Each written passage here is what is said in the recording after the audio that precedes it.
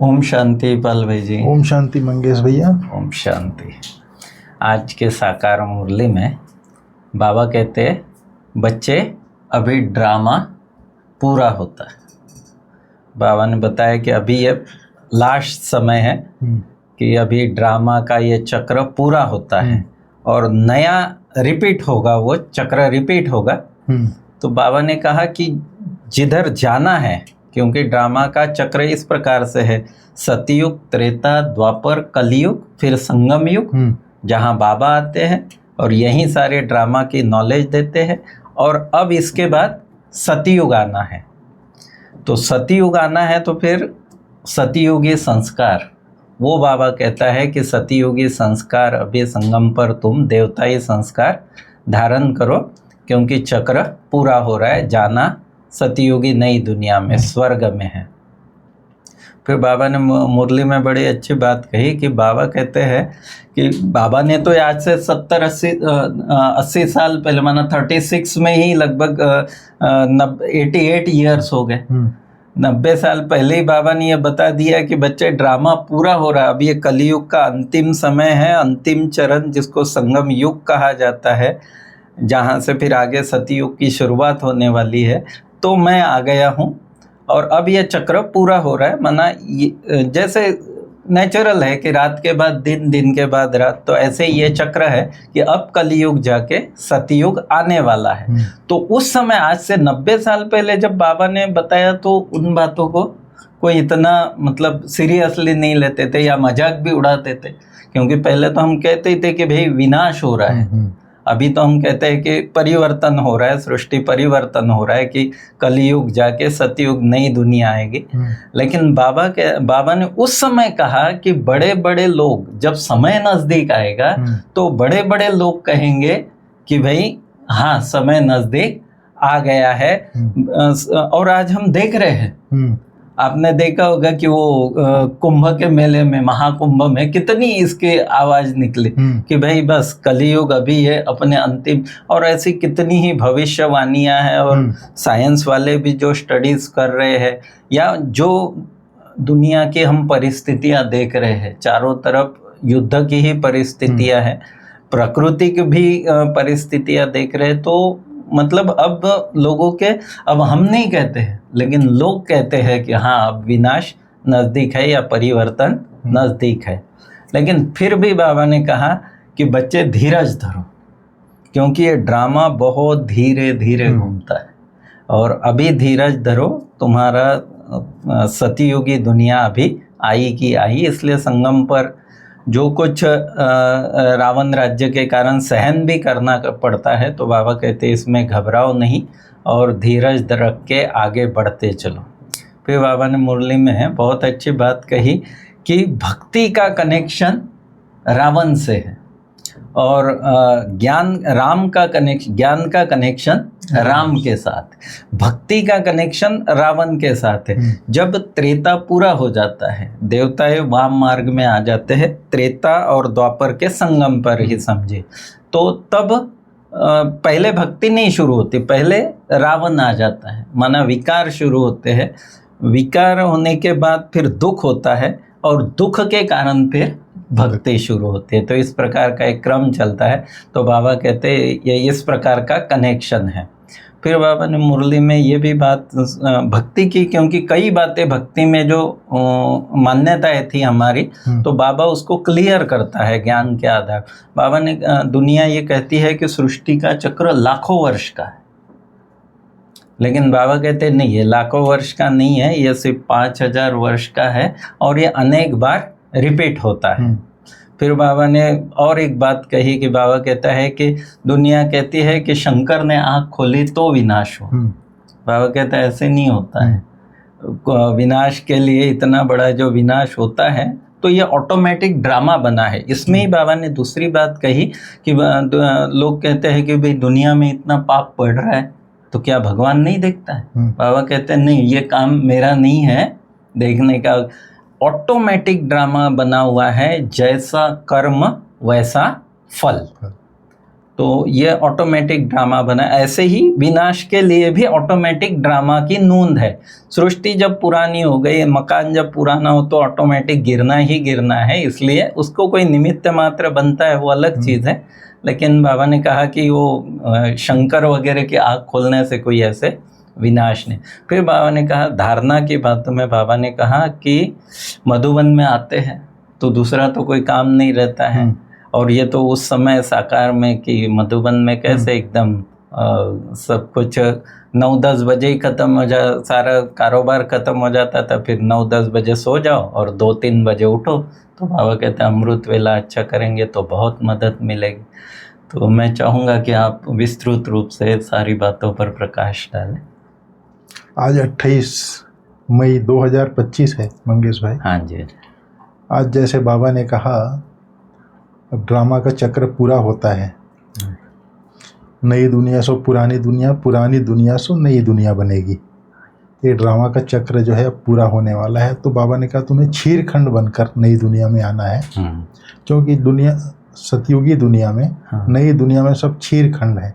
छीरखंड है अर्थात मीठे हैं। अच्छा अच्छा। वहाँ लून पानी नहीं है, इसलिए छीरखंड बनना है बाबा ने कहा। फिर बाबा ने आज त्रिनेत्री का अर्थ बताया। अभी तुम्हें जैसे सारे वर्ल्ड की हिस्ट्री जाग्राफी की नॉलेज मिली है, सतयुग से लेकर कलयुग अंत तक की हिस्ट्री जाग्राफी को तुम जानते हो, तुम्हें ज्ञान का तीसरा नेत्र मिला। आत्मा एक शरीर छोड़ दूसरा लेती है, इसका भी ज्ञान मिला। संस्कार आत्मा में है, ये भी ज्ञान मिला। अब बाप कहते हैं बच्चे नाम रूप से न्यारा बनो, अपने को अशरीरी आत्मा समझो। फिर बाबा ने कहा जब त्रिनेत्री बने तब त्रिकालदर्शी बने, क्योंकि आत्मा को ज्ञान मिलता है। आत्मा ही एक शरीर छोड़ दूसरा लेती है। जब हम त्रिनेत्री बन जाते हैं, जब ज्ञान मिल जाता है, ज्ञान का तीसरा नेत्र खुल जाता है, तब हम त्रिकालदर्शी बन जाते हैं। तीनों कालों को, तीनों लोकों को जान जाते हैं। ज्ञान मिलता है उसके आधार पर। तो बाबा ने कहा सारी सृष्टि चक्र का ज्ञान है, आत्मा का ज्ञान मिलना ही तीसरा नेत्र मिलना है। जो तीसरा नेत्र जब मिल जाता है अर्थात फिर त्रिकालदर्शी बन जाते हैं। बाबा ने ये बात कही आज। फिर बाबा ने कहा आज जो गीत बजा था धीरज धर मनुआ, जैसे बाबा कहता है बच्चे धीरज धरो, दुख की दुनिया गई की गई, सुख की दुनिया आई। लेकिन बच्चों की दिल होती है जल्दी सतयुग हो जाए ताकि इस दुख की दुनिया से छूट जाए। परंतु बाबा कहता है ड्रामा बहुत धीरे धीरे चलने वाला है। जैसे अभी तक 5000 साल का समय टिक टिक टिक टिक चलता आया, वैसे ही संगम युग भी टिक टिक टिक टिक बीतेगा। कोई एक धड़ से नहीं हो जाएगा। बाबा बाकी धीरज देते हैं, बच्चे थोड़ी रोज है। फिर बाबा ने कहा बड़े बड़े जैसे पोप हैं, उनके द्वारा भी आप आवाज़ सुनोगे कि अब दुनिया बदलने वाली है। तो इस तरह से बाबा ने कहा। फिर बाबा ने कहा और जो दूसरी जगह है वहाँ सतयुग से लेकर कलयुग अंत तक की हिस्ट्री जाग्राफी कोई नहीं बताते। यहाँ ही बाबा जो है हमको हिस्ट्री जाग्राफी सुनाते हैं, और कोई सत्संग में हिस्ट्री जाग्राफी शब्द होती ही नहीं है। वहाँ नहीं सुनते हैं। वहाँ तो रामायण महाभारत आदि सुनाते हैं, वहाँ यह बातें होती ही नहीं है। यहाँ है वर्ल्ड की हिस्ट्री जाग्राफी। तुम्हारी बुद्धि में है ऊँच से ऊँच हमारा बाप है। बाप का शुक्रिया है जिसने सारा ज्ञान सुनाया है। फिर बाबा ने कहा जैसे आपने बताया शंकर विनाश नहीं करता है, बाबा ने कहा मैं भी कोई प्रेरणा दे के विनाश नहीं कराता हूँ। अगर मैं प्रेरणा से करूँ तो जैसे मैंने सजा दी, शंकर प्रेरणा दे तो वह भी फंस जाए। बाप कहते हैं मैं तो सुख देने वाला हूँ, किसी को दुख नहीं देता हूँ। अगर कोई कहता है ईश्वर प्रेरणा दे तो ऐसा नहीं है, प्रेरणा नहीं है। यहाँ प्रेरणा की कोई बात नहीं है, बाप को आना पड़ता है। बाप कहते हैं बच्चे मेरे में सृष्टि चक्र का ज्ञान है, मेरे को यह पार्ट मिला हुआ है, इसलिए मुझे ही ज्ञान सागर नॉलेज फुल कहते हैं। और नॉलेज किसको कहा जाता है? वह तो जब मिले तब पता पड़े, मिला ही नहीं है तो अर्थ का कैसे मालूम पड़े। तो बाबा कहते हैं मैं प्रेरणा नहीं देता हूँ, आकर के ज्ञान देता हूँ। और ज्ञान क्या चीज़ है? जब आप बच्चों को मिलता है तब पता चलता है। फिर बाबा ने कहा आत्मा और परमात्मा का मेला बताया बाबा ने। अभी तुम बच्चे बाप के सम्मुख बैठे हो तो कितनी खुशी होनी चाहिए। आत्माओं का परमात्मा का मेला यहीं लगता है, यह भी तुम जानते हो। मेला लगा हुआ है बाप और बच्चों का। बाप बच्चों के बीच में आए हैं, आत्माएं सब यहाँ हैं। आत्मा ही याद करती है कि बाप आए, यह सबसे अच्छा मेला है। बाप आकर सब आत्माओं को रावण राज्य से छुड़ा देते हैं। ये मेला अच्छा हुआ ना, जिससे मनुष्य पारस बुद्धि बनते हैं। कल जैसे बाबा ने बोला था ना, पारसनाथ का मंदिर बनता है, तो आज गीता बहन जी ने कल बहुत अच्छी बात है, पारसनाथ मंदिर नहीं होता है, पार्श्वनाथ। जैन संप्रदाय वाले रखते हैं ना नाम, पार्श्वनाथ नाम से है, उस नाम से होता है, पारसनाथ के नाम से नहीं होता है। तो बाबा ने कहा मेला अच्छा हुआ ना, जिससे मनुष्य पारस बुद्धि बनते हैं। उन मेला पर तो मनुष्य मेले में मैले हो जाते हैं। जो दुनियावी मेला है, भक्ति मार्ग का मेला है, वहाँ तो कीचड़ मिट्टी हो जाते हैं, पैसे बर्बाद करते हैं, मिलता कुछ नहीं। उनको मायावी आसुरी मेला कहा जाएगा। यह है ईश्वरीय मेला, रात दिन का फर्क है। तुम भी आसुरी मेले में थे, अभी हो ईश्वरीय मेले में। फिर बाबा ने कहा पिछाड़ी में गीत गाएंगे, ओहो प्रभु तेरी लीला, कौन सी लीला? सृष्टि बदलने की लीला। यह है सबसे बड़ी लीला। पुरानी दुनिया खत्म होने से पहले नई दुनिया की स्थापना होती है। बाबा ने आज कहा, इसलिए हमेशा किसको भी समझाओ तो पहले स्थापना, विनाश, फिर पालना कहना है। जब स्थापना पूरी होती है तब फिर विनाश शुरू होता है, फिर पालना होगी। तो तुम बच्चों को यह खुशी रहती है, हम सुदर्शन चक्रधारी ब्राह्मण है, फिर हम चक्रवर्ती राजा बनते हैं। यह कोई को पता नहीं है कि इन देवताओं का राज्य कहाँ गया। फिर बाबा ने आज कहा, जगतम्बा को भी सर्वव्यापी नहीं कहेंगे, ब्रह्मा विष्णु शंकर को भी सर्वव्यापी नहीं कहते, सिर्फ परमात्मा को कह देते हैं कि कण कण में है। तो कितनी ग्लानि करते हैं, बाबा कहता है। फिर बाबा ने कहा, श्रीमत पर चलते बाप को याद करते रहेंगे तो उच्च पद पाएंगे, यह ख्याल रखना है। बाबा ने कहा याद करेंगे तो विकर्म विनाश होंगे, श्रीमत मिलती रहती है। सतयुग में तो तुम्हारी आत्मा पवित्र कंचन हो जाती है, शरीर भी कंचन मिलता है। बाबा ने कहा पहले तुम विश्व के मालिक 24 कैरेट थे, अभी 9 कैरेट कहेंगे। तो इस तरह से बाबा ने आज कहा। फिर बाबा ने आज कहा, तुम्हारा संन्यास है 5 विकारों का और वैराग्य है सारी पुरानी दुनिया का। फिर बाबा मुरली, जब साकार मुरली है, साकार बाबा थे, तो उस समय बाबा के सामने बच्चे बैठते थे।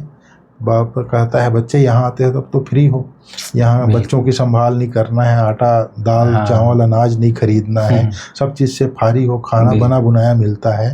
तो यहाँ तो और कोई धंधे धोरी का ख्याल ही नहीं, कोई फुरना ही नहीं है। तो यहाँ तुमको याद की यात्रा में रहने का अच्छा चांस है, बाबा बोलता है। वहाँ तो घर घाट याद आता रहता है, तो इसलिए यहाँ याद में अच्छी तरह रहना है। 2 बजे उड़ जाओ, 3 बजे उड़ जाओ, फिर बाप दादा दोनों आ जाएंगे, अच्छी तरह याद करो, बाबा कहता है। तो इस तरह से बाबा ने कहा, सवेरे उठकर एक बाप की याद में बैठना है उस समय, और कोई भी याद न रहे। पुरानी दुनिया से बेहद का बैरागी बन 5 विकारों का संन्यास करना है, बोला बाबा। बेहद का बैरागी बनेंगे तब हम 5 विकारों का संन्यास कर सकते हैं। बाबा के बात का भी एक एक चीज़ का बहुत वैल्यू है। फिर बाबा ने आज वरदान में बोला है, बेहद की स्थिति में स्थित रह, सेवा के लगाव से न्यारे और प्यारे, विश्व सेवाधारी भाव। बेहद की स्थिति, विश्व सेवाधारी अर्थात बेहद की स्थिति में स्थित रहने वाले। ऐसे सेवाधारी सेवा करते हुए भी न्यारे और सदा बाप के प्यारे रहते हैं। सेवा के लगाव में नहीं आते, क्योंकि सेवा का लगाव भी सोने की जंजीर है। यह बंधन बेहद से हद में ले आता है। इसलिए देह की स्मृति से, ईश्वरीय संबंध से, सेवा के साधनों से लगाव से, सेवा के साधनों के लगाव से न्यारे और बाप के प्यारे बनो तो विश्व सेवाधारी का वरदान प्राप्त हो जाएगा और सदा सफलता मिलती रहेगी। अब यहाँ पर बात आती है बेहद की स्थिति। बेहद की स्थिति अर्थात इसके हद से न्यारे और प्यारे। ये हद अर्थात बाबा ने जैसे कहा ना, हद में ले आता है। फिर देह की स्मृति आएगी, तो ये देह के बंधन से मुक्त, मैं आत्मा न्यारी। बाबा बोलता है न्यारे और प्यारे बनो, इस देह से न्यारे बनो, तब बाप के प्यारे बनेंगे। और जब एक बाप रहेगा तो ऑटोमेटिक सारा परिवार का प्यार मिलता है। तो बेहद की स्थिति अर्थात इस शरीर से भिन्न मैं एक आत्मा हूँ। बेहद की स्थिति, हद की स्थिति नहीं। जब बेहद की स्थिति रहेगी तब हम सेवा के लगाव से भी न्यारे रहेंगे और प्यारे भी रहेंगे, और विश्व सेवाधारी बन जाएंगे। जैसे बाबा ने कहा, देह की स्मृति, बेहद की स्थिति में रहेंगे तो देह की स्मृति से ईश्वरीय संबंध से, ईश्वरीय संबंध माना जो ईश्वरीय परिवार है उसके संबंध में जो आते हैं उसमें फिर हद में आ जाते हैं, अगर बेहद की स्थिति में नहीं है तो। और सेवा के साधनों अगर हद में है तो सेवा के साधन से भी लगाव हो जाएगा, बिल्कुल, तो उसके बिना रह नहीं सकते। तो अगर जब तक हम बेहद की स्थिति में नहीं है तब तक इन सब चीज़ों से न्यारे और बाप के प्यारे नहीं बन सकेंगे। इसलिए बेहद की स्थिति में रहेंगे तो देह की स्मृति, ईश्वरीय संबंध से, सेवा के साधनों से, लगाव से न्यारे और बाप के प्यारे बन जाएंगे, तो विश्व सेवाधारी का वरदान प्राप्त हो जाएगा और सदा सफलता मिलती रहेगी। फिर बाबा ने आज स्लोगन में बोला, व्यर्थ संकल्पों को 1 सेकंड में स्टॉप करने की रिहर्सल करो तो शक्तिशाली बन जाएंगे। व्यर्थ संकल्पों को 1 सेकंड में स्टॉप करने की रिहर्सल करो तो शक्तिशाली बन जाएंगे। इसके लिए एक तो बाबा बोलता है मोड़ना आता हो, जैसे जैसे व्यर्थ संकल्प आया तो आज बाबा ने ये कहा, और सबसे अच्छी बात बाबा ने आज बताया है, बाबा 3 बिंदु मत बिसरो, बाबा बोलता है, मैं आत्मा बिंदु, मेरा बाबा बिंदी और ड्रामा बिंदी। क्योंकि हम लोग हद में हैं तो ड्रामा हम लोगों को ऊपर नीचे लगता है, लेकिन जैसे ब्रह्मा बाबा ऊपर बैठा हुआ है बेहद में, तो ड्रामा की हर सीन कल्याणकारी स्पष्ट दिखाई देता है। अगर हम बेहद की स्थिति में स्थित होते हैं तो हमारा भी क्या होगा, ड्रामा का हर सीन कल्याणकारी दिखाई देगा और व्यर्थ संकल्प चलेगा ही नहीं। तो व्यर्थ संकल्पों को 1 सेकंड में स्टॉप करने के लिए 3 बिंदु सदा स्मृति में रहे, मैं आत्मा बिंदी, मेरा बाबा बिंदी। ड्रामा में जो हो रहा है सब कुछ अच्छा है, जो हो रहा है अच्छा हो रहा है, जो हुआ अच्छा हुआ, जो होगा और अच्छा होगा। तो व्यर्थ संकल्पों से सहज मुक्त हो जाएंगे। ठीक है मंगेश भैया, ओम शांति। ओम शांति।